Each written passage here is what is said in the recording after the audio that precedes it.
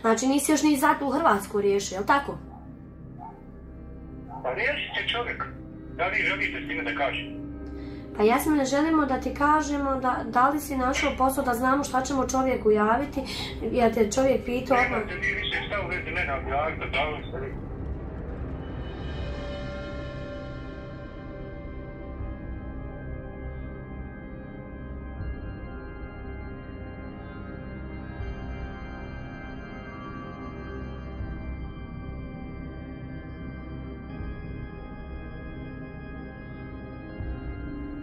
Budete li nešto objavili, ja imam za sebe dovoljno jako osob koja će djelovati protiv vas. Ministar bezbjednosti u pitanju.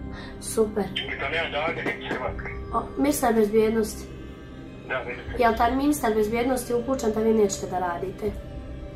A tko je to vama rekao? Pa evo ja ti kažem, ti si sam se... Ajde, dajte mi dokaz. Pa evo dokaz ti je prvi da sam... Pa svi u Bosni i Hercegovini znaju koji ste vi prema ratu. Jel stvarno? Jesi. Tako je. Hoćete da mi svi krenemo protiv vas? Hoću, ajde krenite svi protiv nas. Kako te nije stid sram? Jel to ti meni govoriš? Jel nam to hvala, Jasmina, što smo ti pomogli?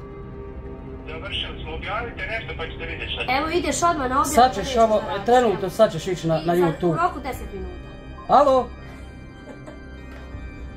Evo vidite šta se dešava, znači čovjek, u stvari čovjek lopina. Da kažem da je lopov lopina, znači sada ću na sve strance odmah idem na YouTube da objavim kako je Jasmin neradnik i kako ne želi da radi, kako želi samo da ga narod ajde da vidimo tu tvoju tužbu.